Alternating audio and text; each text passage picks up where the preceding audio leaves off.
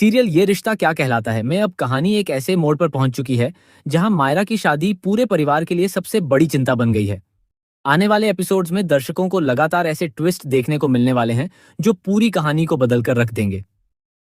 मायरा ने कबीर से शादी करने का फैसला कर लिया है और वह किसी भी कीमत पर अपने फैसले से पीछे हटने को तैयार नहीं है। दूसरी तरफ अरमान और अभीरा अपनी बेटी को समझाने की हर संभव कोशिश करते हैं। उनका कहना है कि अभी मायरा की उम्र अपने सपनों को पूरा करने की है, शादी करने की नहीं। लेकिन प्यार में अंधी हो चुकी मायरा किसी की एक भी बात सुनने के लिए तैयार नहीं होती। मुक्ति भी मायरा को समझाती है कि पहले अपना करियर बनाओ, अपने पैरों पर खड़ी हो जाओ, उसके बाद शादी का फैसला लेना ज्यादा सही होगा। लेकिन मायरा साफ शब्दों में कह देती है कि उसके लिए इस समय सबसे बड़ा सपना सिर्फ कबीर से शादी करना है। यह सुनकर पूरे पोद्दार हाउस का माहौल तनाव से भर जाता है।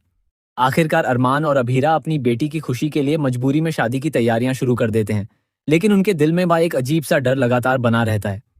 इसी बीच कहानी में सबसे बड़ा झटका तब लगता है जब अरमान और अभीरा पहली बार कबीर के परिवार से मिलते हैं। बाहर से सभ्य और संस्कारी दिखने वाला यह परिवार अंदर ही अंदर बहुत सख्त सोच रखता है। घर की बहुओं के लिए कई पुराने नियम हैं। उन्हें नौकरी करने की इजाजत नहीं, अपनी मर्जी से फैसले लेने की आजादी नहीं, और हर बात में परिवार की अनुमति जरूरी है। ये सब देखकर अरमान और अभीरा हैरान रह जाते हैं। उन्हें समझ आ जाता है कि मायरा जिस दुनिया में जाने की जिद कर रही है, वहां उसकी खुशियां हमेशा के लिए छिन सकती हैं। अरमान आखिरी बार मायरा को रोकने की कोशिश करता है।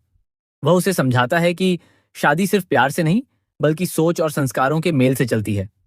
अगर दोनों परिवारों की सोच में इतना बड़ा अंतर होगा तो आगे चलकर सिर्फ परेशानियां ही मिलेंगी। लेकिन मायरा अपने प्यार पर इतना भरोसा करती है कि वह कहती है कि शादी के बाद वह पूरे परिवार की सोच बदल देगी। उसकी यही बात सुनकर अरमान और अभीरा पूरी तरह टूट जाते हैं। इसके बाद शादी की रस्में शुरू हो जाती हैं। पोद्दार हाउस को दुल्हन की तरह सजाया जाता है। हर तरफ खुशियों का माहौल दिखाई देता है, लेकिन इन मुस्कानों के पीछे हर किसी के मन में डर छिपा होता है। मुक्ति भी अपनी बहन के लिए खुश होने की कोशिश करती है, लेकिन उसे बार बार ऐसा महसूस होता है कि कुछ बहुत बड़ा होने वाला है। और फिर आता है सबसे बड़ा शॉकिंग ट्विस्ट। शादी वाले दिन अचानक एक अनजान शख्स पोद्दार हाउस पहुंचता है। उसके हाथ में कुछ ऐसे दस्तावेज और सबूत होते हैं जिन्हें देखकर अरमान, अभीरा और पूरा परिवार हैरान रह जाता है। उन सबूतों में कबीर के परिवार का ऐसा राज छिपा होता है जिसे सालों से दुनिया से छुपाया गया था। यह खुलासा होते ही शादी का माहौल मातम में बदल जाता है। मायरा पहले तो इन बातों पर विश्वास नहीं करती, लेकिन जब कबीर खुद सच छिपाने की कोशिश करता है तब मायरा के पैरों तले जमीन खिसक जाती है।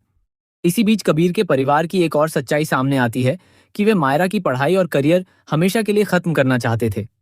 शादी के बाद उसे सिर्फ घर की चारदीवारी तक सीमित रखने की पूरी योजना पहले से बनाई जा चुकी थी। इतना ही नहीं, मायरा से जुड़े कुछ बड़े फैसले भी उसकी मर्जी के बिना तय किए जा चुके थे। यह सुनते ही अभीरा का गुस्सा फूट पड़ता है और वह साफ कह देती है कि उसकी बेटी की जिंदगी किसी की सोच की कैदी नहीं बनेगी। लेकिन कहानी यहीं खत्म नहीं होती। उसी समय एक और चौंकाने वाला खुलासा होता है।